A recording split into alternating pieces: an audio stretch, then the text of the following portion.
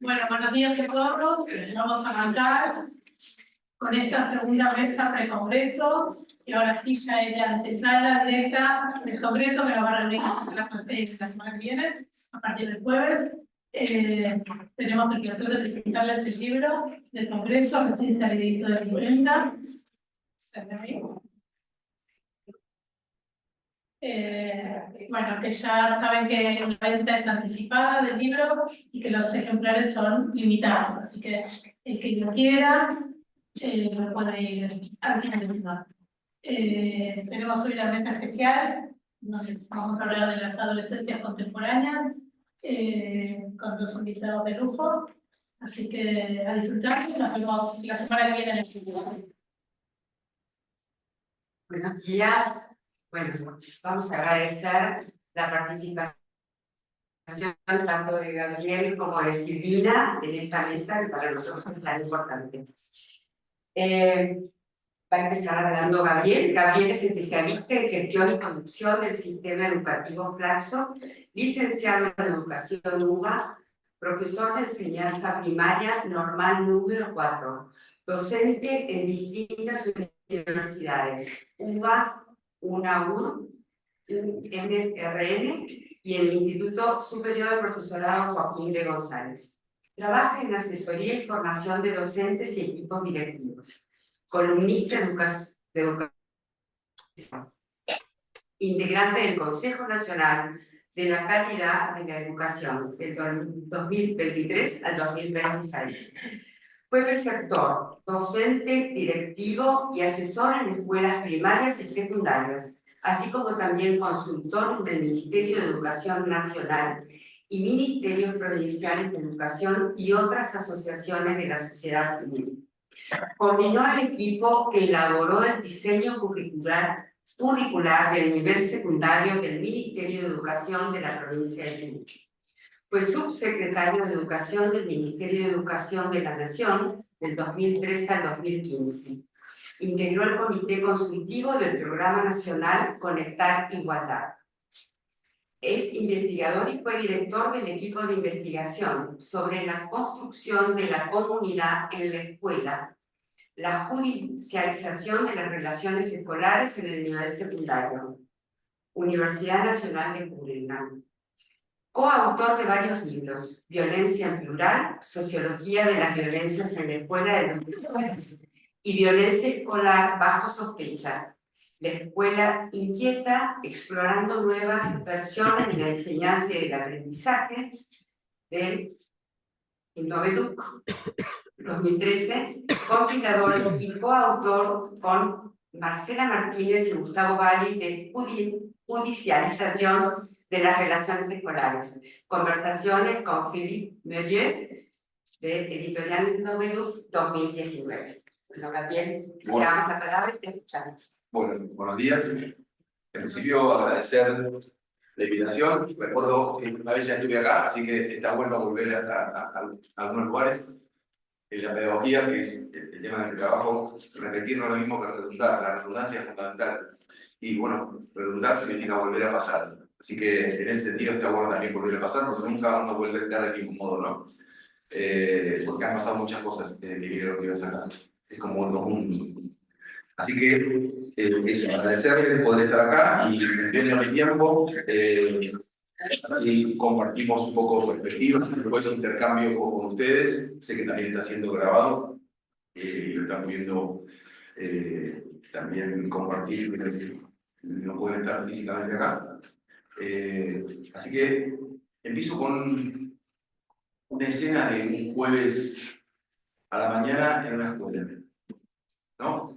El profe está intentando armar su clase, eso que a veces parece misión imposible, en cualquier escuela ya, no no hace falta establecer coordenadas precisas en lo social, en lo cultural, en lo económico, en lo geográfico, cualquier escuela secundaria. Y está recorriendo los bancos y ve un pibe que está con el celular y el celular esto se está tomando como un tema medio imposible y bueno, se cansa y le dice, dame el celular, basta, le doy el celular. Y el pibe le dice, profe, por favor, dame 30 segundos, dame el celular, dame 30 segundos, por favor, dame el celular, dame 30 segundos, que en 10 segundos gano 30 lucas y bueno, vemos como, pero no, dame el celular, gano 30 lucas y esta semana necesito tenerla porque mi mamá tiene que dar de comer a mis hermanos.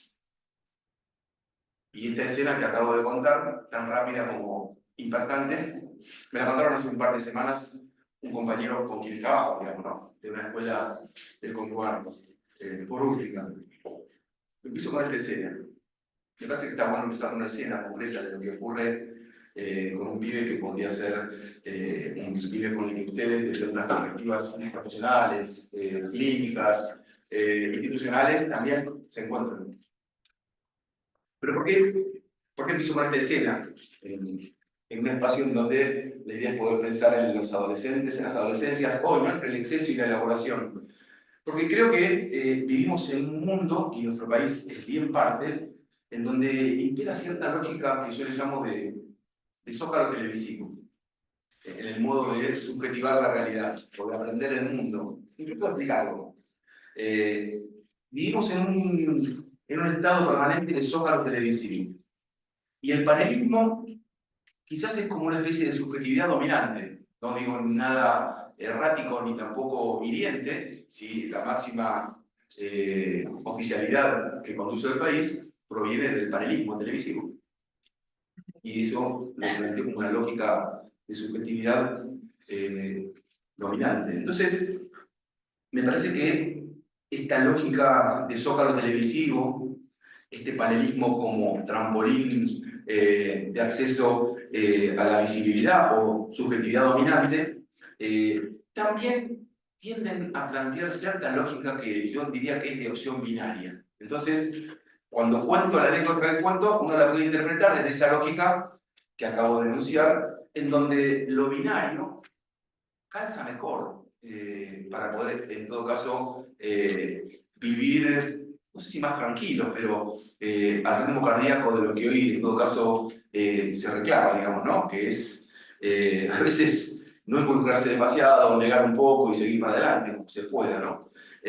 Porque cuando digo que la lógica de opción binaria es más fácil o nunca, es porque permite interpretar situaciones en términos de buenos y malos, en términos de, en el caso ahora educativo, celular sí o celular no, ¿no? Entonces se dirime en el zócalo televisivo, en los medios y level writing.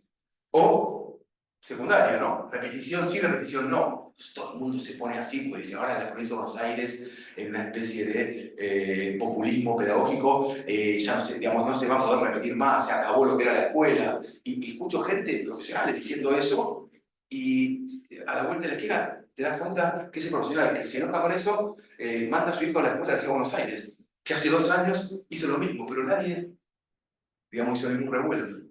Entonces digo, es interesante cómo cada quien se va ubicando respecto de esta lógica de opción binaria. Entonces, es más fácil que todo sea CAS o anti-CAS, ¿no? River y Boca. Eso resuelve. Ahora, eso sí, empobrece simbólicamente, ¿no? Porque la opción binaria omite la información que ayuda a discernir. Y eso para un pibe, para un adolescente, y especialmente para los adultos, ¿no? Y cuando digo para los adultos, digo, hablar de los adolescentes hoy, desde el plano que me involucra en lo educativo, digo, está bien, pero hablemos también mucho de los adultos, porque para hablar de los adolescentes hay que hablar de los adultos, porque yo siempre digo que los pibes aprenden mucho más de lo que ven que hacemos que de lo que le decimos que hagan. Y en ese sentido, entonces, es muy probable que la escena que conté y lo que acabo de decir después planteen que del modo en que se analiza es desde una perspectiva del juicio moral. Los docentes, y me hago cargo en primer lugar, somos bastante defensivos, ¿no? De buscar poner el mambo. Cuando hay un problema con un pibe, como el problema son las familias de las que vienen, el barrio en el que viven, las condiciones, y nosotros Y por casa, los docentes, ¿qué tenemos que ver? ¿No? Yo enseñé, él no aprendió. Entonces son los que se enojan cuando se habla de inclusión. El que se enoja cuando habla de inclusión es porque seguramente lo que hace es trabajar con la inclusión de los dos que se sientan adelante. La inclusión es trabajar con los dos que se sientan adelante, pero especialmente con los tres del fondo. Y con los dos del medio, y aquel que se fue y que hay que salir a buscarlo para que vuelva. Entonces, no es fácil, no, es dificilísimo trabajar con la inclusión. Pero en estos tiempos no cotiza alto en bolsa hablar de la inclusión, incluso de la justicia o del derecho. Eso también está bueno plantearlo cuando intentan describir esta situación, que es preferible analizarla desde la lógica de adopción primaria. Por eso es que les planteo esta escena para intentar, en un espacio donde yo considero que se piensa mucho, ir a un precongreso, mucho más todavía en la puerta de un congreso, porque me parece que lo que conté, que es un texto, hay que comprenderlo en contexto. Entonces, y ahí voy a un territorio mucho más de ustedes, me preocupa mucho más el síntoma que la novedad. La novedad sería ludopatía. Entonces, todos vamos a estar de la ludopatía. Pero en todo caso, se llama ludopatía, pero se podría haber llamado y se va llamando cada tanto de otra manera. Y ahí es donde hay que poder meterse, y ahí cuesta, ¿no? Entonces, salir de la etiqueta, salir de la lógica de opción binaria, y pensar más en clave de tensiones, lo que está por debajo de la decisión que toma un docente al escuchar eso en el aula, de la decisión que toma un director o una directora, o eso es un problema que tenemos. Sí, es verdad. La CIL yo levanto velocidad, perdón, yo digo, bueno, voy a hacer eso que tengo que estoy mal, pero perdón, entusiasmo, tal cual. Sí, entendiendo. Perdón, bueno, hoy es más despacio. ¿Todo de vuelta? No. Bueno, no, por la agradezco que me lo digan. Bueno, entonces digo, de esta lógica del zócalo televisivo, del panelismo como subjetivo dominante, este modo binario de comprender el mundo, también es lo que de alguna manera consumen y viven como manera de estar nuestros pibes y nuestras pibas en esa escuela, digamos, ¿no? Y nuestras casas. Entonces, me parece que más que entrar en esa lógica de alguna manera depredadora, que tiene que ver con la vertiginosidad con la que estamos viviendo, ¿no? No sé lo que quiero, pero lo quiero ya. Me parece que está bueno poder desmarcarse de ese modo que cotiza alto, pero que sigue siendo del tamaño y la velocidad de un tuit. Me niego a que entendamos el mundo de ese modo y está bueno en ese plano ser contraculturales, incluso en la escuela o en la clínica, con los pibes y no tan pibes, con las pibas también. Y me parece que lo bueno es poder también conversar, y de eso trabajo con docentes, con quienes quieren ser docentes, con directivos, en torno a poder revisar tensiones que tenemos dentro y que es lo que está, como si fuese un iceberg, debajo de aquello que es visible, que es muy pequeño, pero que es la acción también, que es fundamental. Es la acción de este profe, que escuchó lo que escuchó y ¿qué hace? No le sirve los facilongos, digamos, ¿no? De la neurotología, no le sirve los facilongos de la pedagogía emocional a la carta, que es lo que cotiza alto el mercado, como si los que trabajamos en otros asuntos no estamos preocupados por las emociones y por los aspectos como condición fundante. Pero bueno, hoy hay que poder decir y nombrar esa palabra, porque como bien dijo Bourdieu, quien nomina, domina. Entonces hay que jugar en todos los terrenos. Y también en las redes sociales. Creo que hay algunos que se distinguen entre grupos profesionales o de los pares o de la propia familia. Yo no uso redes sociales. Bueno, eso es digamos, es un síntoma de elegancia, digamos. Yo sí las uso porque es parte del territorio. Porque cuando estás en una escuela, te fuiste el viernes, pasó lo que pasó y el lunes entras y el problema que tenés que resolver y te ocupas hasta el martes y miércoles es algo que pasó en TikTok. Entonces, no pasó en la escuela en términos concretos y físicos, lo pasó en TikTok, pero te puede llegar a revolucionar la dirección y ni hablar en el departamento de orientación, que de eso ustedes muchos y muchas saben a qué me refiero. Bueno, entonces yo quiero en todo caso, por el tiempo que tengo, plantear una tensión. Hay varias, pero una por lo menos para ser respetuoso con el tiempo y escuchar a mis colegas.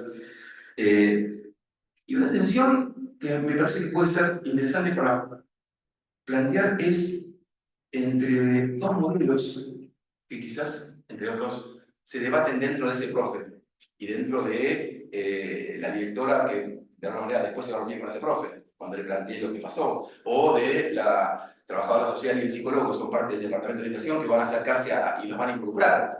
Y la tensión es entre dos modelos de adulto, que está bueno para pensar y discutir con colegas. Un modelo de un adulto escolar que yo llamo supletorio, en tensión con la idea de un modelo de adulto escolar disponible. En el primer caso, creo que somos herederos de la escuela de la imprenta, ya no por suerte de manera directa de la escuela esa de la letra con sangre entra. Pero somos herederos de la escuela de imprenta y también de la escuela de la cibercultura, ¿no? Con estos aparatos y lo que acabo de contar de TikTok. Pero sigue siendo, de alguna manera, muy fuerte y es performático esta idea del adulto escolar supletorio. ¿Y a qué me refiero? Y que todavía sigue siendo muy fuerte esa idea de que el adulto escolar pueda suplir lo que nos trae, lo que nos tiene, lo que no puede este pibe de la escena escolar, su mamá y la familia. Y la verdad es que... El micrófono, la verdad es que me parece que hay que poder desmarcarse de el mandato de ser un adulto escolar supletorio, porque no es lo que tenemos que hacer los adultos escolares. Y digo adultos escolares para no tener que hablar de ese roles, digamos, ¿no? En ese sentido, permítanme recuperar ese genial trazo de Philippe Mérieux, que seguramente ustedes lo conocen, pero además es un pedagogo francés que aparte que trabaja mucho con fuentes de la psicología y del psicoanálisis. En su genial libro que se llama Frankenstein Educador, que les pediría que si lo pueden leer y circular, justamente lo que hace en ese libro es criticar y poner bajo sospecha esa idea de la fabricación del otro. Digo, para en todo caso caracterizar la escuela moderna. Y la escuela moderna sigue teniendo vigencia hoy, por más que estemos atravesando una buena cantidad de años del siglo XXI. Y lo que critica en ese Frankenstein Educador, que se dedica a hablar no del monstruo, sino del creador, es que el docente moderno muchas veces tiene al otro, el otro es su alumno, como lo proyecta como una réplica suya en miniatura. Y miren de qué modo, en todo caso, caracteriza la omnipotencia moderna de Philippe Mérieux. Y ahí vuelvo y digo, eso es lo que está por debajo, es el iceberg de la adulto escolar supletorio, ¿no? Y lo otro será como máximo una réplica mía en miniatura. Y eso es lo que comandan muchos docentes. Y acá no hay fronteras en términos, porque es fácil pensar, sí, pero Gabriel ese es un docente más bien conservador. No, no. Yo creo que es tan transversal como la violencia de género. Esto incluye a conservadores, progresistas, libertarios, primeristas, radicales y del PRO, para ser más precisos, digamos, ¿no? Entonces, tenemos que tener en cuenta esta vigilancia como si fuese epistemológica, pero escolar del adulto, escolar supletorio. Y finalmente, me parece que es interesante pensar como la otra punta de la atención, la idea del adulto escolar disponible. Pero disponible ¿en qué sentido? Porque en estos tiempos, y después de la pandemia, disponible puede rápidamente confundirse en tiempos que las palabras están tan manoseadas, como dije al principio, disponible puede confundirse con su connotación mercantil, ¿no? Porque como nunca en la pandemia, me acuerdo muchos docentes con los que laburaba, le tuvieron que dar WhatsApp a la familia y recibieron a las 23:45 un mensaje por WhatsApp si esto era predicado sujeto, y entonces tenía que una mamá, yo a esta hora tengo que bañarme, descanso, tengo familia, tengo una vida. No hablo de esa disponibilidad del 24/7, sino de la disponibilidad o de un adulto disponible en donde lo central es anteponer la escucha al juicio demoledor, para también combinarlo con lo que estoy planteando de Frankenstein Educador. Y ahí creo que hay una clave para pensar en la construcción de un lugar de adulto desde una perspectiva ética, política, de responsabilidad. Y me parece que ahí hay también algo interesante para explorar, con lo que al menos vengo con pasión y explorando. Así que, y faltándome un poquitito del tiempo, sí. Claro, 5 minutos igual, después en el intermedio vas a poner. Sí, lo mejor que aparte uno, a ver, yo soy docente, así que siempre cuando planifico estas cosas pienso que es como una clase, que es un asunto inacabado, o sea que nunca me sale como lo hice, pero bueno. Pero igual pienso que no hay mejor forma de improvisar que practicando mucho.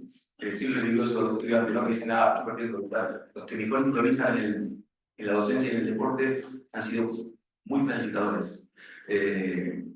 Así que, no, simplemente agregar que en esta idea de adulto escolar disponible y desde el campo que me ocupa, pienso que hay que reponer la centralidad de la enseñanza en la escuela.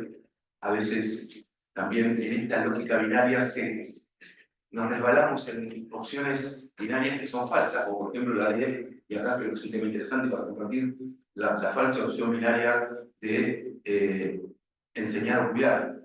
Hay escuelas que enseñan y escuelas que cuidan, y sus derivados. Y cuando uno habla con colegas o con familiares o con amigos, ¿no? Mejor esta escuela porque enseñan, esta escuela no, más bien es una escuela donde nos van a contener. Entonces, estas bifurcaciones son complejas.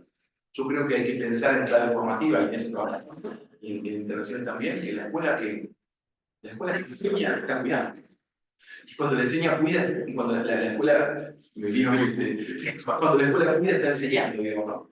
Porque quizás enseñar sin cuidar es mera instrucción, pero cuidar sin enseñar es mero paternalismo.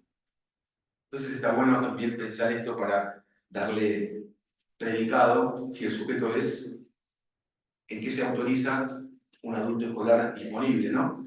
Y finalmente, pensando quizás en ese borde entre el exceso y la elaboración, también me parece que hoy lo que impera y el desafío enorme es la escuela y los adultos escolares disponibles con un trabajo de humanización. Creo que estamos perdiendo los estribos en clave de enormes niveles de deshumanización, ¿no? Hoy hay una imagen en los medios que yo diría que le hace gala a la ideología de la crueldad, ¿no?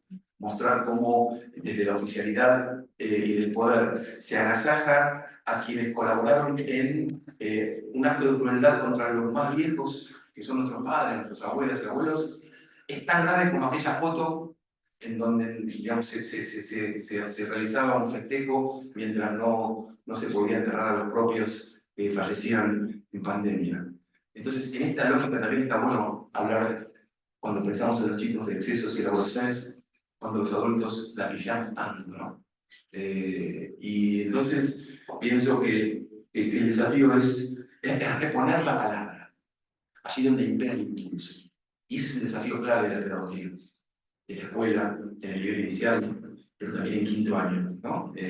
Reponer la palabra donde impera el impulso.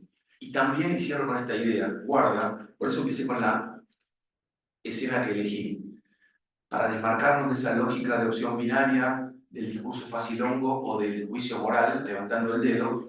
Lo que digo es, tampoco hacer, digamos, cuando digo que hay que reponer la palabra donde impera el impulso, estoy haciendo una valoración importante de la demora.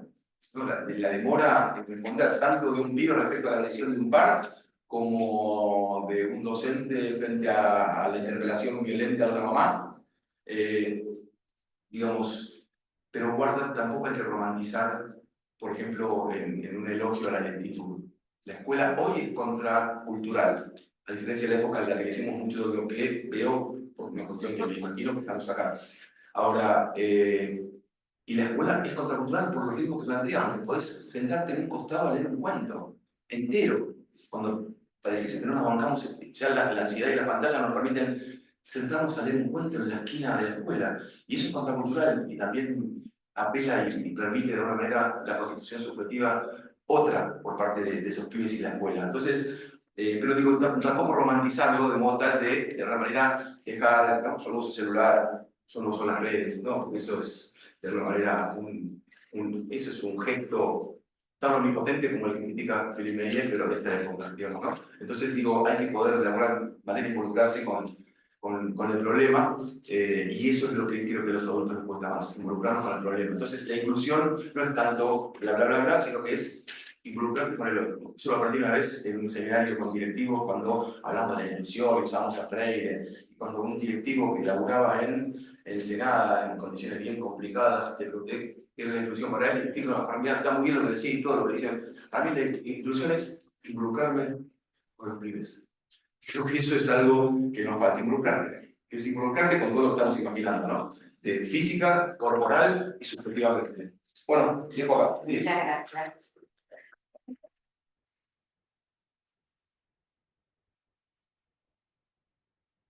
Bueno, les digo que vayan pensando preguntas, los que están presenciales y los que están vía virtual, que vayan haciéndolas en el chat o en el Zoom. Y luego les levantamos para poder intercambiar con los panelistas. Bueno, la escuchamos ahora Silvina, licenciada Silvina Ferreira dos Santos, es licenciada en Psicología y psicoanalista, miembro plenario de la Asociación Escuela Argentina de Psicoterapia para Graduados, ex miembro del Consejo Directivo y ex secretaria del CIP, de la EAPG. Miembro del Board Latinoamericano sobre el Pensamiento de Donald Winnicott en representación de la EAPG y miembro del área de Pensando desde Winnicott. Profesora titular de Intervenciones Clínicas en Infancias y Adolescencias de la Universidad Maimónides, Buenos Aires, Argentina. Profesora titular en la carrera de posgrado, Versiones Contemporáneas en Infancias y Adolescencias de la EAPG, en convenio con la Universidad Nacional de La Matanza. Es autora de varios artículos de divulgación científicos sobre los contextos digitales y la construcción de la subjetividad. También es compiladora y coautora del libro Clínica con Adolescentes, Problemáticas Contemporáneas, publicado por Entre Ideas en el 2020 y su versión digital en el 2022. En el 2024 se publicó la cuarta edición de la versión en papel. Bueno, le damos la palabra a Silvina.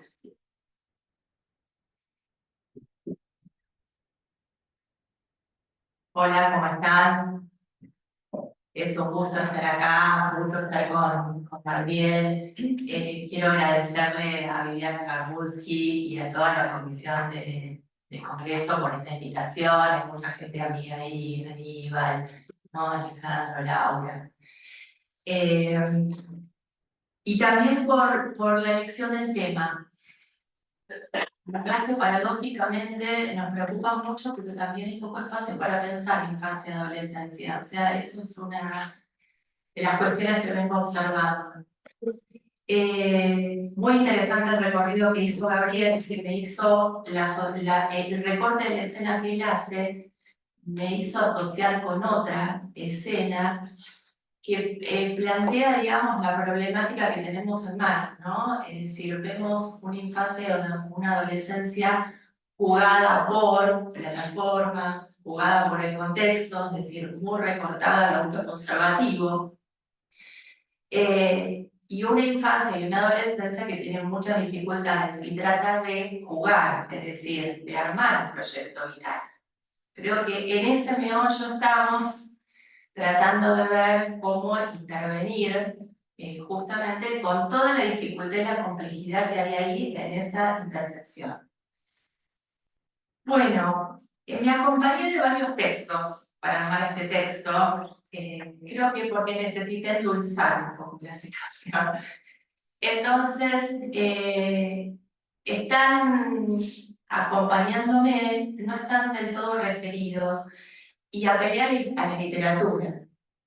Y esos textos son, uno, se los recomiendo porque yo creo que también necesito pensar ya en el verano, ¿no?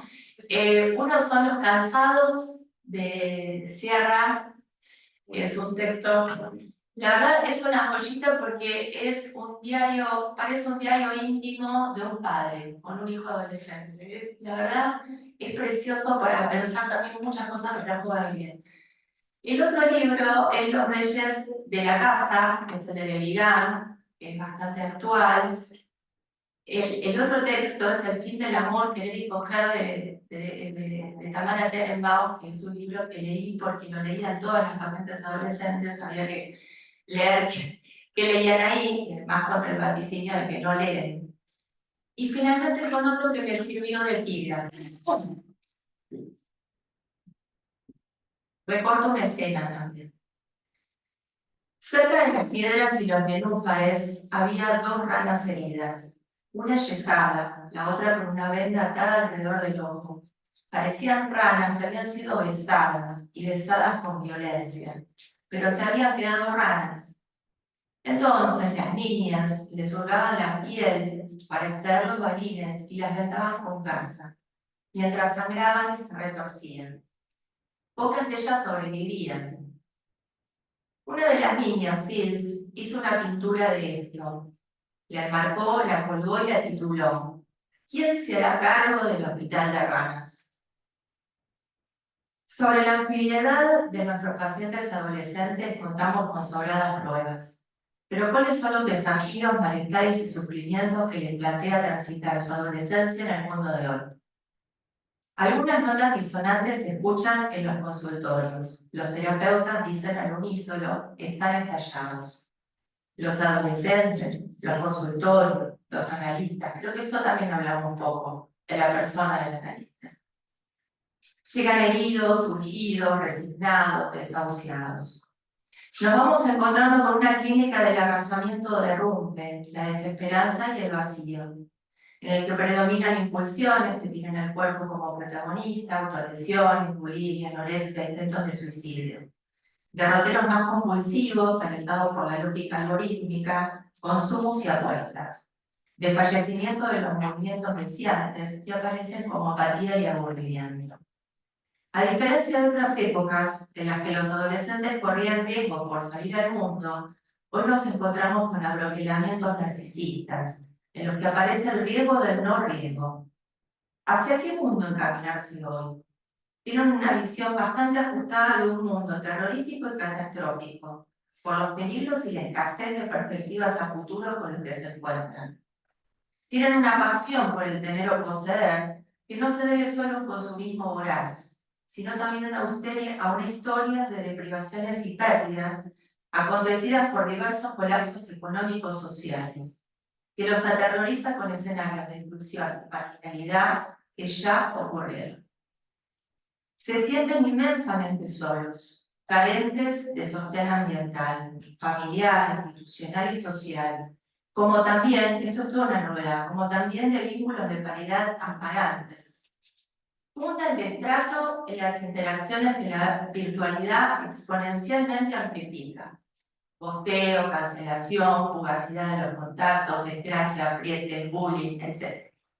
Generando a veces padecimientos y mortificaciones tan insoportables que solo encuentran una salida posible como un límite en el suicidio. Este insistente maltrato vincular promueve repliegues y aislamientos, lo que ellos llaman los frikis. Son cada vez más. Les cuesta de sobremanera transitar separaciones, desilusiones y cualquier proceso que implique alguna afrenta narcisista. Excesivamente acomodaticios, no están dispuestos a renunciar a su posición de yo ideal. Al conjugar las aspiraciones en tiempo presente y de manera absoluta, oscilan entre la ansiedad y el bajón, entre la omnipotencia y la impotencia. Esta encrucijada narcisista lo lleva a procrastinar, por temor a fallar o que algo no resulte. Lo mismo sucede con la toma de decisiones, solo quieren ir a lo seguro. Evitan acomodar el lugar, el dolor, la frustración, apelando a la desmentida como manera pregnante defensiva, avalada por supuesto por el contexto social.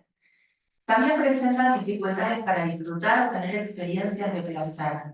Se registra una disminución de las experiencias sexuales, tanto eróticas como afectivas, no por efecto de la represión, sino por la farmacopornografía, como la llama Preciado, ¿no? Por la biotecnovigilancia. Y hay un consumo que no para de aumentar de pornografía. Viciar, que todo les dé paja, y fingir demencia constituyen emergentes discursivos, de un modo epocal que transita un tiempo vital de reorganización psíquica, que trabaja aún hoy sobre las marcas del primer tiempo de la constitución psíquica. Y en este sentido, quiero hacer algunas observaciones respecto de ese primer tiempo, es decir, todos estos adolescentes, cómo se constituyeron. Estos adolescentes que han nacido y se han subjetivado en un ambiente altamente inestable y cambiante, con transformaciones vertiginosas que ocurren por ruptura y disloque. Es un término que utiliza Harner. Contextos así tensan por su potencialidad traumática en la capacidad de metabolización psíquica en general, pero en el caso de niños y adolescentes pueden afectar los armados psíquicos, que es algo que planteó Alicia Leone en la anterior mesa pre-congreso, ¿no? Lo que observamos es que en general poca estabilización de la represión estructural y una poca consistencia del yo como inhibidor y ligador. Tal virulenta temporalidad desquiciada, desacompasada del tempo que la subjetivación requiere, termina afectando tramitaciones, transiciones y reposicionamientos. Leucóid decía que la crisis está en crisis, porque el establecerse lo disruptivo como moneda corriente escasea los momentos de reorganización estable. Entonces la crisis toma un matiz más catastrófico, haciendo que vivamos con la precariedad, la fragilidad y la incertidumbre a cuestas, al borde de angustias inconcebibles. Este desamparo se agiganta en niños y adolescentes, porque además del desvalimiento propio, cuentan con figuras de sostén también tan valientes. Esta inestabilidad vocal se multiplica si consideramos que las infancias y adolescencias argentinas transitan y se constituyen en escenarios de crisis social y económica de manera casi permanente. Solo cabe recordar los indicadores de pobreza e indigencia para ver cómo se va produciendo una vulneración cada vez más acentuada respecto a sus condiciones de existencia y perspectivas de realización futura. Es la escena que trae Gabriel. Otra particularidad de lo contemporáneo es que el ambiente subjetivante es más múltiple y rizomático. Un niño circula desde muy temprana edad, en simultaneidad por lo familiar, la escuela, los padres, lo ficcional y el ecosistema colectivo. Es decir, en ese primer tiempo de la Constitución, los procesos de divinización y narcisización ocurren entre esos tránsitos, generando marcas diversas. También es notoria la relación más directa y brutal que tienen con la realidad.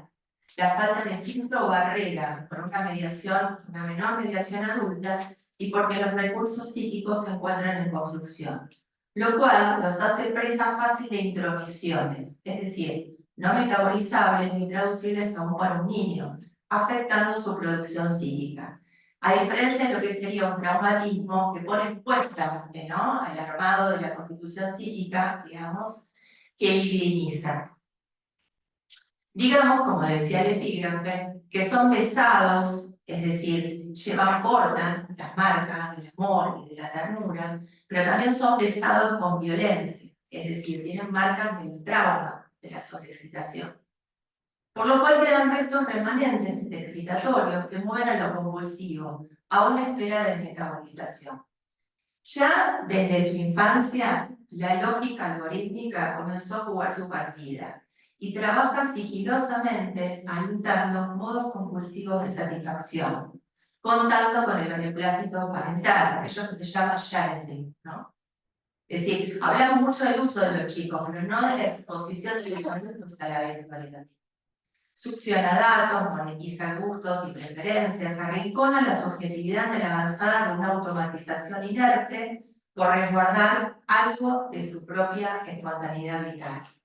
En Los Reyes de la Casa de Vigan va describiendo una infancia, ¿no?, en aquello que nosotros podríamos ver Su Majestad el Bebé. Ella describe una escena bastante destacada en donde de lo que habla es una infancia explotada, monetizada, vulnerada, objeto de goce parental y algoritmo. A partir de estas consideraciones sobre la epidemiología del ambiente contemporáneo, retomo un concepto de Pontalis, que es el de travesía, porque permite pensar en derroteros más abiertos y determinados como los que vamos observando, que surcan entre lo singular de un trabajo de remodelado psíquico en interrelación con una hiperculturalidad heterogénea. En esa errancia exploratoria se abren múltiples recursos posibles que van armando existenciarios más fluidos y diversos, lanzados a vivir el momento, el movimiento, que hacen de lo incierto parte de su vivir y existir. Es decir, también llama la atención las nuevas formas de subjetivación que van emergiendo. Las limitaciones psicopatológicas que siempre han sido difíciles en la clínica con adolescentes, hoy lo son aún más, porque se superpone la conmoción adolescente con un mundo hecho un vendaval. se nos presenta la enorme tarea de ir diferenciando lo novedoso, lo inédito y lo desubjetivado. Si bien ahora encontramos crisis adolescentes más clásicas, resultan bastante más frecuentes los adolescentes en crisis, cuyas travesías pueden tornarse erráticas y naufragantes. En ellos, la angustia brota de manera más desbordante, urgente e imperiosa, y busca más caminos directos para drenar. Si el acontecimiento puberal que demanda una tramitación cualitativa se suman derrames provenientes de lo contextual, es decir, un acostamiento de espacios mediatizadores como la palabra, el pensar, el vacío de otredad acompañante, instituciones colapsadas, encontramos adolescentes estallados en su capacidad procesual de contención y extraviados en su trabajo vital de transformación y completización psíquica. Adolescentes reventados, exigidos, vulnerados, pero intentando componer alguna posibilidad en el medio del caos, aunque sea a veces desde la desesperación. En esta parte del trabajo me metí con una de las prácticas en particular que tiene que ver con el viciar por la hacer nada, ¿no? Tratando de hacer como un juego un poco de limitación psicopatológica. Cuando escuchamos a padres en entrevistas o incluso a los mismos adolescentes hablar de su viciar, Michel cierra en su libro de su viciar, de vicio, un poco productivo, ocioso. Miquel Sierra en su libro lo llama Los Cansados, porque viven tirados en un sillón o cama, celular en mano, haciendo nada. El relato señala un contrapunto y un desencuentro de miradas respecto a diferentes lógicas, desde las cuales pensar el amor, lo erótico, lo laboral, la alimentación, etc. Y un modo diverso de construirla. Creo que estamos entre lo binario y también una deconstrucción, que es parte del problema. A veces cuando hablamos de un tema no necesariamente estamos hablando de lo mismo. Es decir, compartir el mundo no quiere decir compartir el modo de habitar. Y un modo diverso de construirla, generando tal abismo intergeneracional por la falta de puntos de anclaje en común, que se afecta el diálogo, el entendimiento y el encuentro vincular. Y uno de los problemas que aparece es cómo se construye autoridad, de lo que habló Gabriel. ¿Cómo a partir de este hacer nada podemos ir haciendo algunas delimitaciones, que no son tan fáciles a simple vista?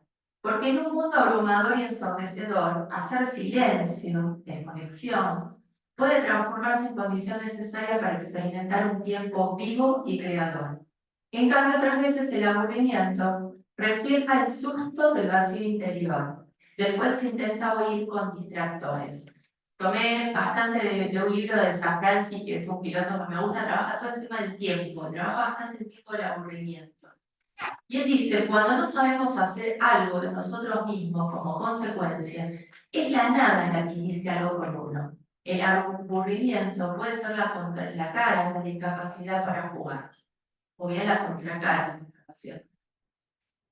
Como todo trabajo psíquico, la adolescencia cansa, y los adolescentes son hábiles construyendo márgenes que funcionan como zonas de descanso, de las demandas externas e internas con las que lidian. En esos ensimismamientos se zambullen en un trabajo de designificación, de una serie de emblemas, costumbres, valores, ideales, relatos, creencias, explorando y abriendo el juego a otros sentidos posibles, haciendo ensayos identitarios. Es decir, en aquello que parece ocioso puede encontrarse la invención de lo extrafamiliar y el deshacimiento de un imperativo epocal de rendimiento y productividad. En este sentido, usan la virtualidad para jugar al fordá, en ese arrojo de sí, por fuera de lo familiar, crean extensión cultural y un lugar propio allí. La noche, el cuarto, el Discord, el streaming, la movida del trap y sus batallas funcionan como márgenes desde los cuales están a solas, pero en un nosotros, invisibilizando la presencia adulta con la que aún necesitan contar. El hacer, se trabaja mucho la noción de jugar, y el jugar es un hacer. El hacer es clave en la adolescencia, por eso la importancia de un jugar que tome el cuerpo a las ideas, a las ideologías, la trama identitaria como materia de su interés. si tenemos en cuenta que el preconsciente suele ser más cinético y visual. Primeros esbozos elaborativos que se sustentan en la figurabilidad.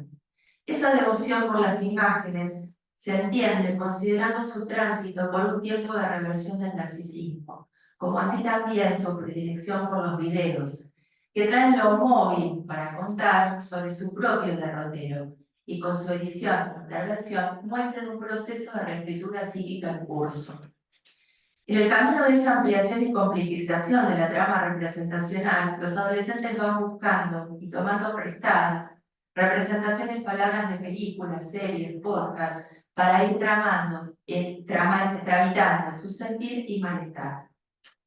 Cuando disponen de transicionalidad en su capital subjetivo, los adolescentes usan su vertiente más exploratoria y narrativa para reescribir una gramática existencial que lo puberal afectó en su continuidad. Este yo soy, estoy vivo, cobrará una enunciación en este segundo tiempo subjetivante, la de un soy yo mismo, al principio balbuceante y luego más proliferante. Será a través de la confrontación que el adolescente hace espacio y a la vez escribe, reescribe y se apropia de las marcas de su historia. Tiempo de desilusión existencial, sentido como dolor, porque la realidad no sostiene la lógica omnipotente infantil y consecuentemente también por el deshacimiento pieza por pieza que el trabajo del duelo conlleva.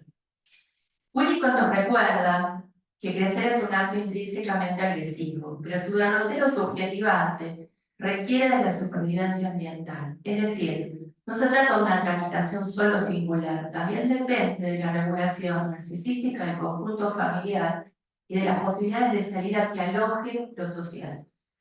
En aquello que logra resistir, los adolescentes se encuentran un borde de límite que ubica de manera más estable la cualidad exterior de la realidad, por fuera del dominio de lo mágico, como parte de lo compartido.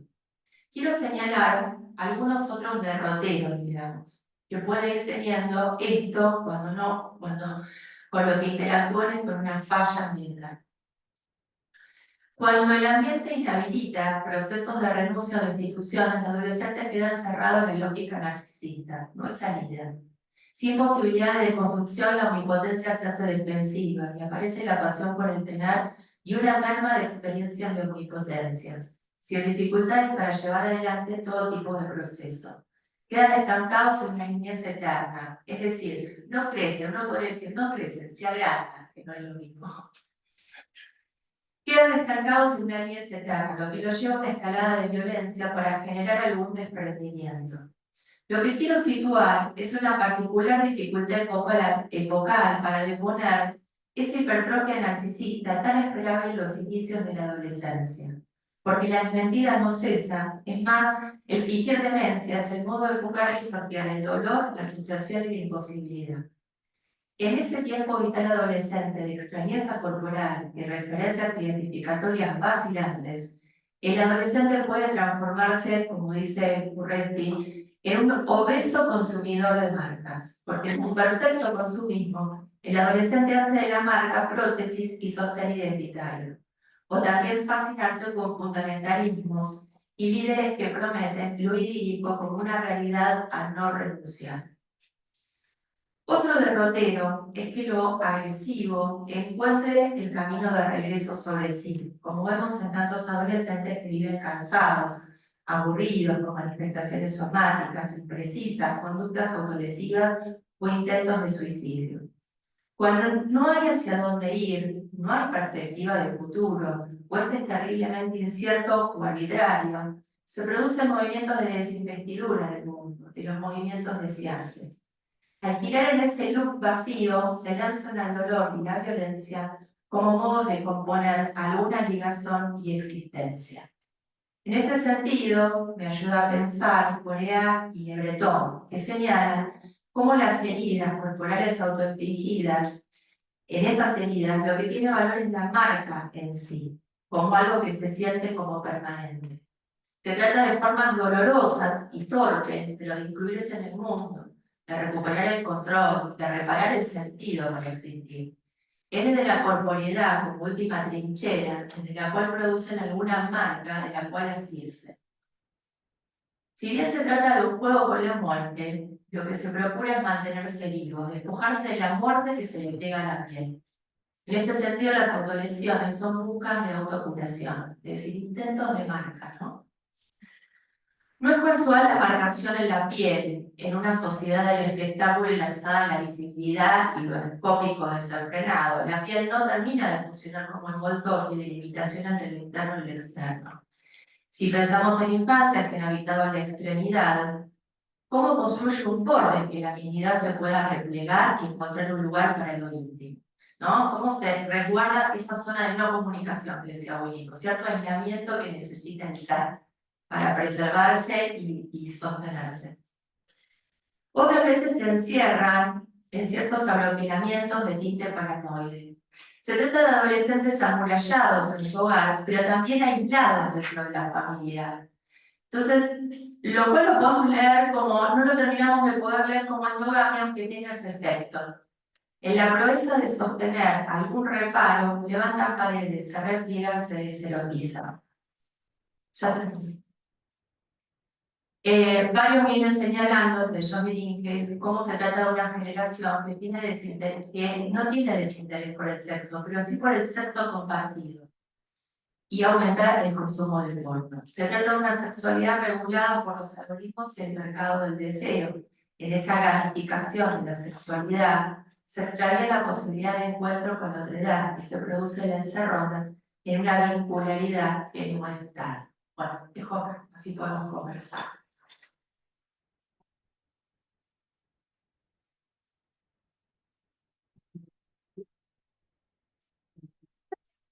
Tenemos un tiempo para el intercambio, los panelistas y de los panelistas entre ellos también. Así que quien quiere empezar, les pido por favor que cada uno antes de hablar diga su nombre.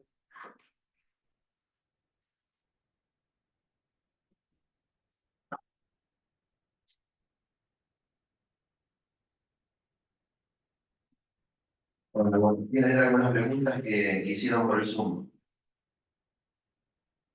Alicia Gómez dice a Gabriel, ¿podríamos pensar la escuela?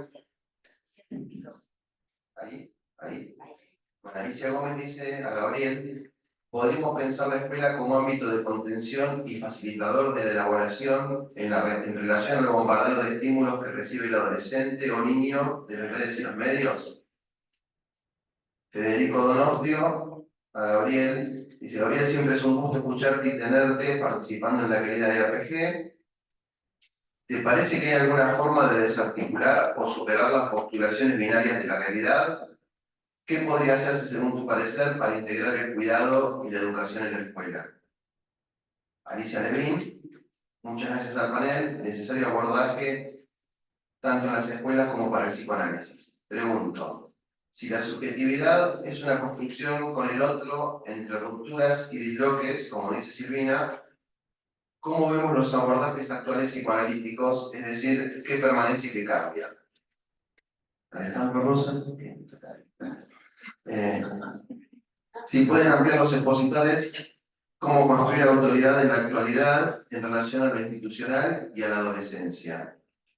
Y también varios piden si pueden repetir los nombres de los libros que mencionaron. Perdón, vamos a sumar algunas preguntas y después contestan. Mario, Cintia, y volvemos a la mesa. Bueno, gracias. Soy María Eugenia Farrés. Linda mesa y un tema que a mí particularmente me encanta. Armé un par de preguntas para los dos, para que cada uno lo responda desde sus disciplinas, desde donde se sientan convocados.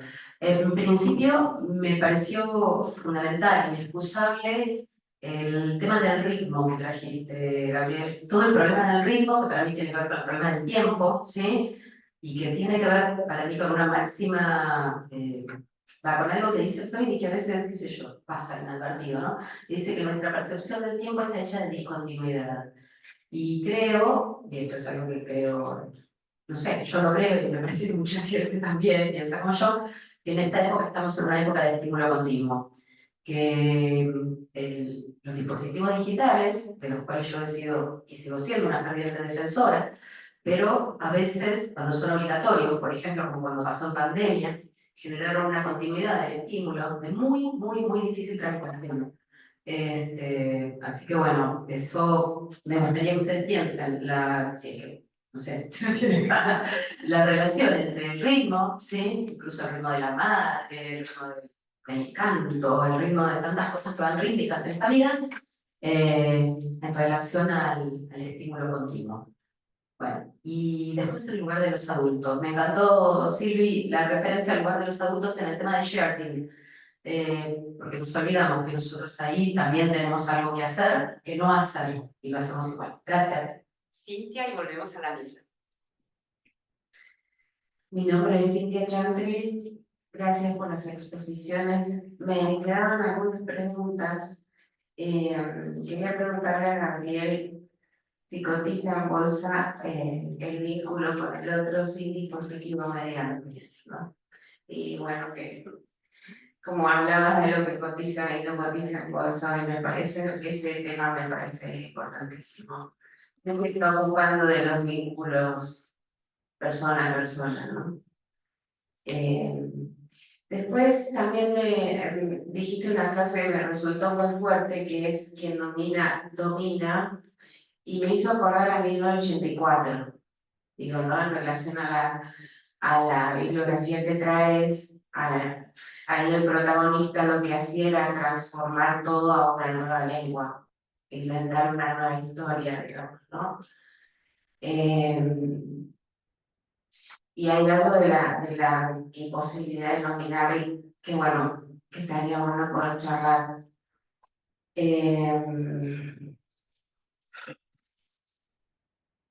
Y después Frankenstein educador me hizo acordar a Mayor, digamos, ¿no? Hacer del otro una réplica que responda a lo que uno quiere. No sé si se puede pensar así. Para Silvina tenía una pregunta que me quedó, no entendí bien, la diferencia que planteas del trauma que constituye de la intromisión y ahí me quedé, me gustaría, si podés ampliar un poco ese concepto, que me pareció muy interesante. Bueno, muchas gracias. Gracias. Bueno, voy a empezar. ¿No? Bueno, a ver. No sé si me acuerdo exactamente de todo lo que acabo de escuchar. Bueno, si a usted podría. Yo voy a intentar recuperar cuestiones porque escuché atentamente. La verdad es que además me quedé también pensando mucho en lo que Silvina planteó. Voy a retomar algo que planteó Silvina, que me identifico, y a partir de ahí incorporar algunas cuestiones que escuché de ustedes, o de lo que vos lees que traen los que están conectados. Me acerco el micrófono por los que están conectados virtualmente. Yo también comparto y apoyo, como vos decís, leer los cansados. A mí me gustó muchísimo. Pero hay una advertencia también en esa lectura que quiero hacer, porque por eso lo traigo. A mí me gustó mucho, pensaba en mis hijos, pensaba en el trabajo con adolescentes, porque también eso ayuda mucho, ¿no? Más allá de que yo vengo trabajando hace mucho en distintos roles en la educación, el hecho también de poder decodificar la condición del papá también ayuda mucho, digamos, ¿no? Te ayuda a volver a mirarlo. Y recuerdo tanto que la imagen esta de todo me da paja es bien de época, pero yo me quedé tildado también porque después de leerlo y conversando con un par de colegas, amigos, después dije, hay algo en ese relato adulto que reivindica cierta nostalgia moralizante, que tampoco le es propia a los conservadores, también es bien propia de ciertos ambientes profesionales, pero fundamentalmente de ciertos progresismos. Y también se lo quiero poner bajo escrutinio, ¿no? Porque en ese libro genial de los cansados aparece de alguna manera una venta de, bueno, todo tiempo pasado fue mejor. Antes se leía bien, antes leíamos bien, antes había vínculo, antes antes aprendíamos más, ¿no? Y en eso hay también una reproducción de otra manera de lo que plantea Philippe Méliès en Frankenstein y también de las consecuencias del efecto Pigmalión, que lo aprendimos tanto. Ahora, por eso es que quiero advertir eso, ¿no? Digo, hay que leerlo, está buenísimo, pero guarda, porque te quedas con ese sabor de todo tiempo pasado fue mejor. Y la verdad, en estos tiempos yo creo que hay que atender especialmente pensando en la autoridad, en tener cuidado con zigzaguear o coquetear con ciertas nostalgias moralizantes. Hablo en nombre de lo que creo que tenemos que ser los educadores y las educadoras.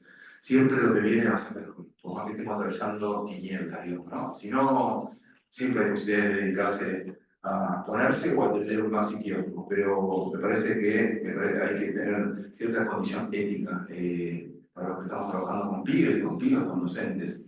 Entonces, en ese sentido también, digo porque también a veces reivindicamos y apareció mucho en lo que mencionaste y en algunas preguntas, los libros que venden más hablan del colapso de la educación, de la catástrofe, del caos, ¿no? En una época de miedo a los hijos, ¿no? Y esos escribas, digamos, ¿no? Que también a mi modo de entender y muy adulados, se enganchan con los nostálgicos de todo pasado fue mejor. Y le hacen el caldo, hablando de autoridad y respondiendo a eso, a las perspectivas de restauración, que están también, no solo en conservadores. ¿Y saben algo? Hablando de autoridad, la autoridad no se puede restaurar. Se restaura el bronce, se restaura la madera. La autoridad es una relación que se construye tan desprolija como el cuaderno de Picasso, que a veces nos alertamos de lo desprolijo y hacemos un montón de diagnósticos. Y no hay una manera más hermosa de aprender que a través de la desprolijidad. En una sociedad que nos quiere de alguna manera encorsetar. Y voy cerrando porque se me ocurrieron mil cosas, pero... Sí, me imagino. Perdón, porque esto no era un comentario, me enganché y paro acá, pero simplemente digo, como, ¿qué hacer entonces? Y yo creo que hay que poder apelar a la condición etimológica de autoridad. Hay que poder intentar en las escuelas, en cualquier ámbito, pensar la autoridad en clave de autorizarnos y tomar distancia de eso que a veces amenaza y es más cómodo, que es la autoridad de la imposición, porque venimos de ahí.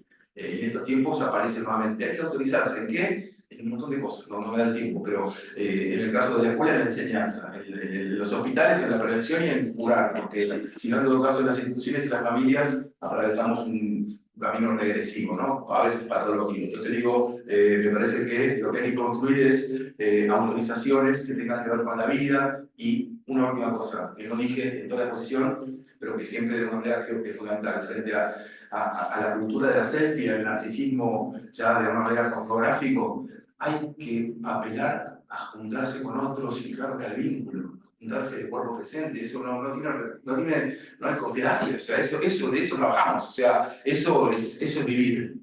Lo demás ayuda, pero el vínculo de educación, yo diría que en la vida, en el mundo, en todo, es lo que te permite seguir latiendo. Perdón, porque me extendí.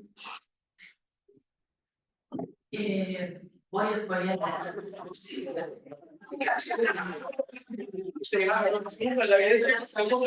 psicoterapia, yo no puedo creer. Eso nunca en la vida, no puedo ser interpretado. nunca en la vida, que la relación con micrófono, que pasa acá, para mí es, digamos, yo lo voy a contar a todos. Vamos a ver lo que van a empezar a decir mis amigos y bueno, para que esto no fue filmado, aparte, perdón, comentarios, pero nunca en la vida pasó algo así. Sí. Sigue en YouTube.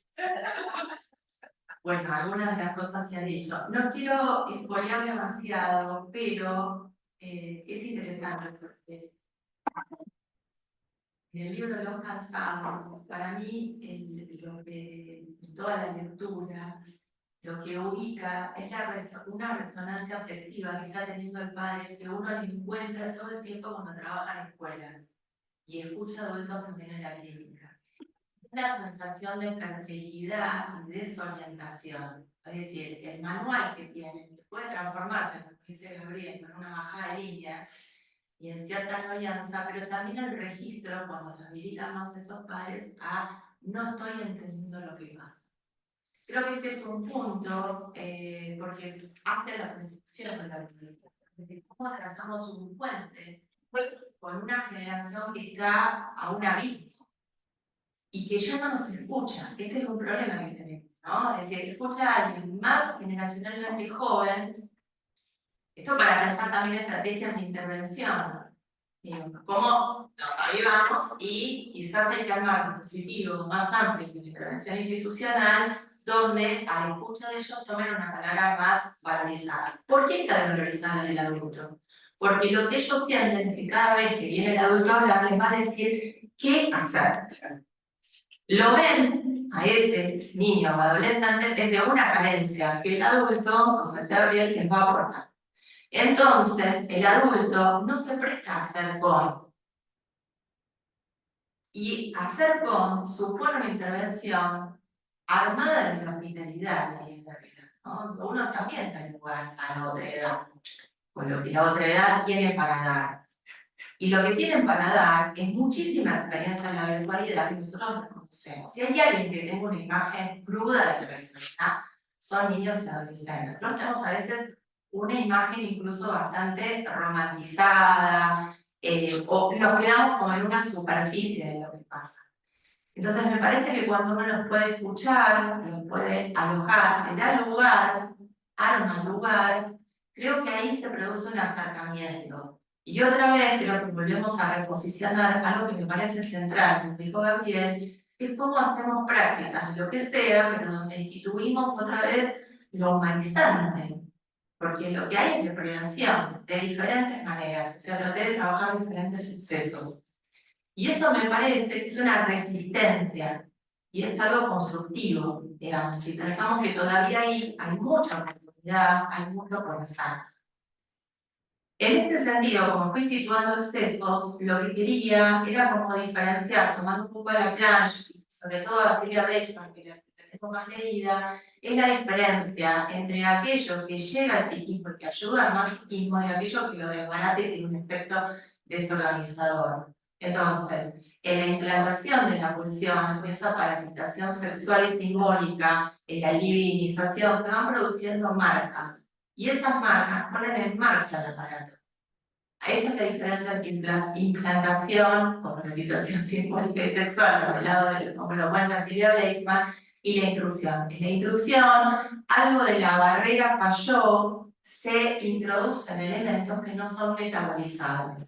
Si nosotros pensamos que en la virtualidad circula un montón de contenido al cual los chicos tienen acceso y que supera la capacidad de procesamiento, estamos siempre en la clínica del abusivo. ¿Se entiende?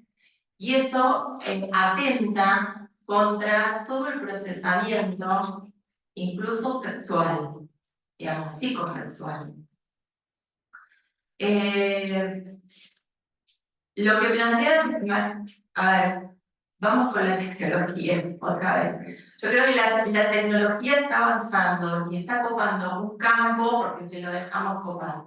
¿Qué quiere decir? Hemos tenido una posición muy ingenua con la tecnología y lo que falta a mi gusto es la alfabetización digital de niños, adolescentes y adultos. Entonces terminan jugando a la partida las plataformas, que no es lo mismo que la herramienta. Yo a veces pienso, ¿qué hubiese sido de nosotros si no hubiésemos tenido pantallas durante la pandemia? ¿Cómo hubiésemos sorteado el aislamiento social para que no se transformara en afectivo? Digo, las pantallas fueron un puente. Lo que pasa es que ahí se constituyó un territorio de disputa, donde el niño y el adolescente van con sus propios intereses, y a veces tienen que ver con intereses vitales. Los padres tienen que representar otros intereses en juego, que sean condiciones subjetivantes, y las plataformas tienen la suya, que es hacer negocio, es decir, lo que quieren es niños pegados a la pantalla. Y ahí me parece que nosotros no tenemos intervenciones extramuro, quiero decir, afuera del consultorio, para empezar a situar algunas cosas. En una de las que vengo trabajando, tomando la cuestión del ritmo que plantea María Eugenia, es que si el ritmo se perdió, como dice Bioyurhan, digamos, la temporalidad está desquiciada porque perdió el ritmo que nos da la sensación de tiempo, ¿no? De secuencialidad, de diferencia, espacio para pensar, espacio para la demora, y ir construyendo otras cosas, hay que salir a construirlo. En la virtualidad no es la virtualidad que existe, es un continuo. Entonces, ahí también a veces nos vemos confrontados a las limitantes de nuestros propios dispositivos, sobre todo cuando tienen hipervalorada la palabra. Para poder manejar esa continuidad y ese exceso, hay que hacer intervenciones en acto. Quiero decir, hay que apuntar. Y los chicos automáticamente también tienen muchas estrategias para empezar a hacerlo. Yo les tengo, digamos, como hago, pues yo escucho las notificaciones, trato de cuando tengo que hacer otra cosa ponerlo lejos. Quiero decir, hay que hacer una intervención concreta de empezar a marcar un ritmo, porque si no lo boicotean. Por último, la intervención que dice Alicia de yoga y ruptura, a mí me parece que a veces trabajamos con escenarios y al mismo tiempo tenemos herramientas conceptuales que las pensamos de manera distinta. Ahí también tenemos un problema. Por ejemplo, trate de trabajar una cuestión de cómo pensamos el nacimiento parental, ¿no? Si lo tomamos en términos de Freud, nacimiento de la autoridad parental. O sea, había mucha centralidad de la familia y a veces nosotros no sabemos qué hacer, cómo articular los diferentes dispositivos y espacios. Y hay dispositivos que no están articulados. Me refiero, familia y escuela no están. Familia, escuela y virtualidad, no. Y ahí creo que se filtra en esos intersticios la partida que juegan los algoritmos. Bueno, nos quedan 2 preguntas y muy poco tiempo, así que les pido que por favor sean breves. Gloria y Lili, y después volvemos a la mesa para que hagan el cierre los panelistas. Bueno, ese breve. Soy Gloria Bali. Muchas gracias por las presentaciones, que había un montón. Me quedé con algo que me pareció muy interesante, Silvina, pero que me parece que puedo hacer una pregunta para ambos. De esta que vos planteás, de pensar la diferencia entre lo novedoso, lo inédito y lo desubjetivante. Me pareció muy interesante. Y lo cruzaría con lo que planteaba recién Gabriel, de la nostalgia moralizante, ¿no? Porque me parece que ahí hay que cruzar cuánto de lo estamos dispuestos a trabajar sobre la perplejidad, ¿no? Y me acordaba del libro que por ahí, Gabriel, vos la conocés, a Silvia Duchaski, sobre pedagogía de la interrupción, que ella eso, trabaja mucho cómo convertir la perplejidad en problema y en una investigación, y hacer de eso algo nuevo o algo escuchable, ¿no? Bueno, me paro ahí porque sé que hay poco tiempo. Gracias. Lili, no, perdón. Lili.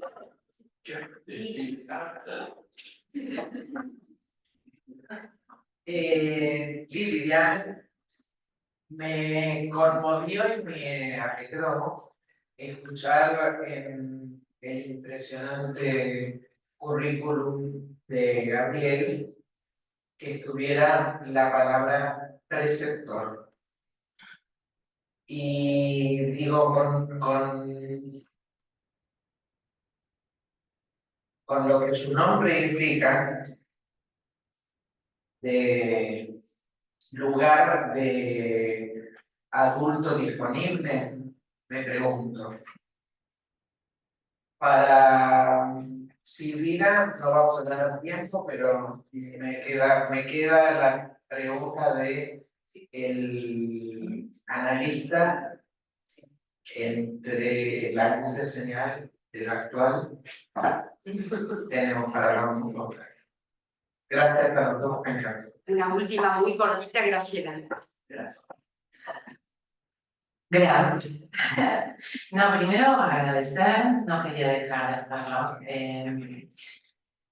Me voy muy enriquecida y con libros de lectura para hacer. Y después, bueno, nada, comentarios breves para no abrir, pero sí quiero como ciertas asociaciones que me surgieron de lo que las exposiciones que tuvieron. Una frase que trajo Gabriel que pasó en TikTok, ¿no? Como que de qué espacio se trata.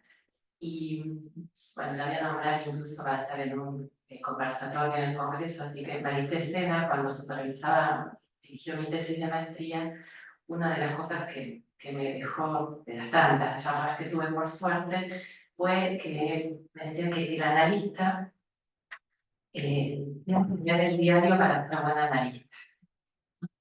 Como los distintos espacios en los que uno tiene que estar inserto para poder entender el lenguaje que trae el paciente.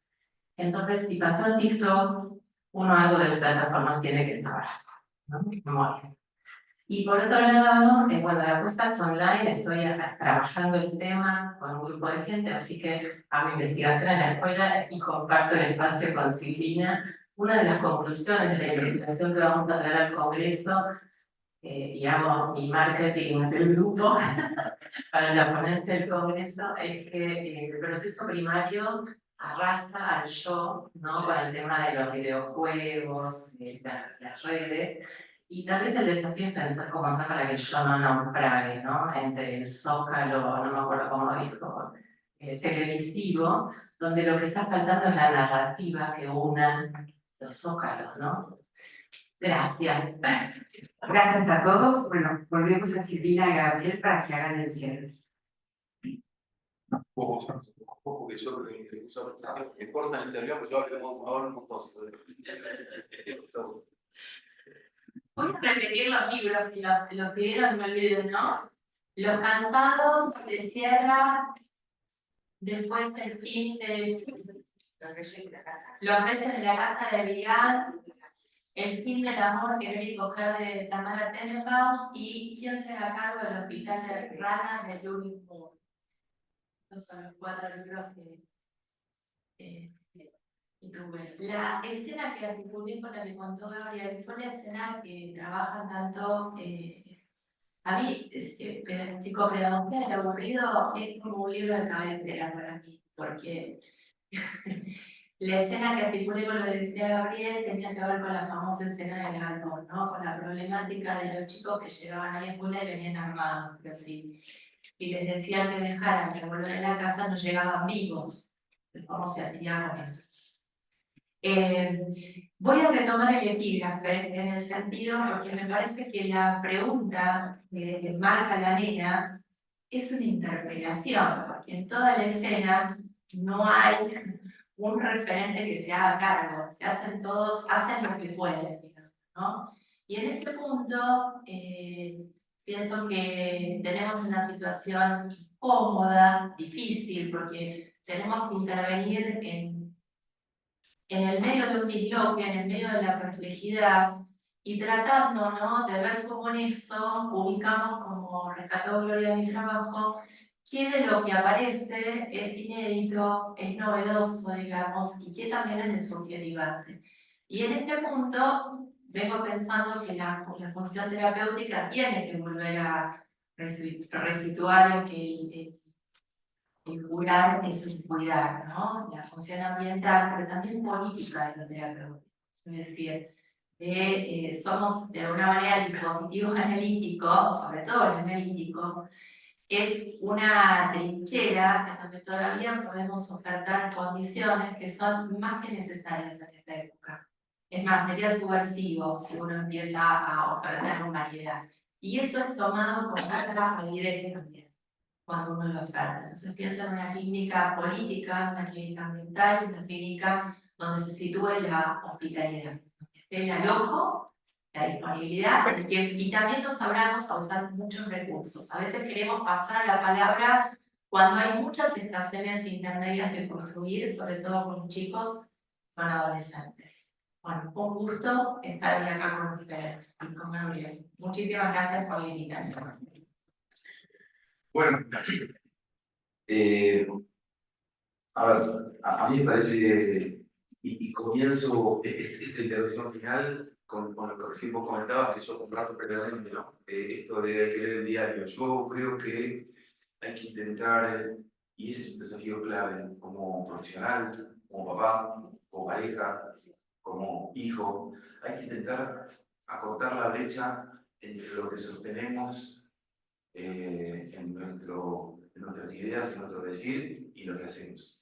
Creo que ahí hay algo fundamental para interpelar generacionalmente, por más que es cierto que los pibes están, y por supuesto van a ver a los que son menos viejos, pero así como nos pasa que mi hija un día me dijo, papi, Facebook es de viejos, entonces, y hay que hacerse cargo, digamos, ¿no? Los pibes van pasando por los lados, y bueno, hacer la distancia. Ahora, me parece que sí, en el caso de la educación, ustedes harán sus propias lecturas. Yo creo que para trabajar como educador, y esto me lleva a algunas enemistades en los colegas, pero no importa, hay que transpirar el aula para poder hablar de pedagogía.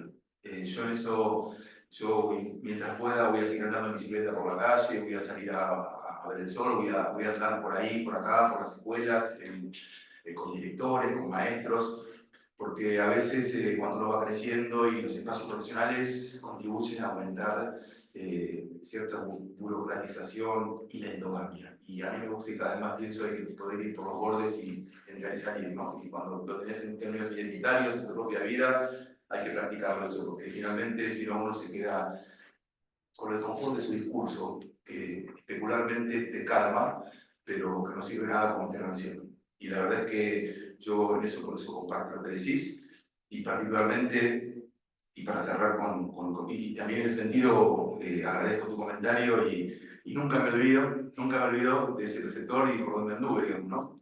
Yo entré a la educación por el deporte. Nunca me olvido de lo que te pasa en el aula, de las angustias de no saber cómo, de que traes lo mejor y lo que sale, igual que en el deporte. Nunca me olvido de que siempre aprendí mucho más perdiendo. En una sociedad chiquita, yo aprendí mucho perdiendo, ¿no? Y esto me lo dio mi viejo y el deporte.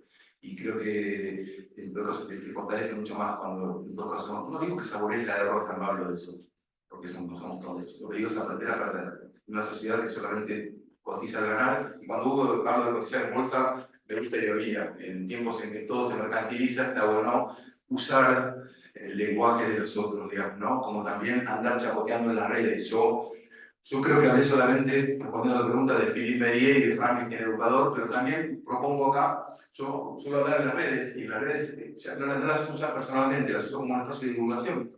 Así que mucho de lo que vengo publicando me gustaría que lo vean y que podamos intercambiar, porque me interesa mucho, especialmente en el ámbito de intervención profesional de ustedes, de la que aprenden mucho también, leyéndolos o conversando, y también agradezco haber estado acá, escucharte.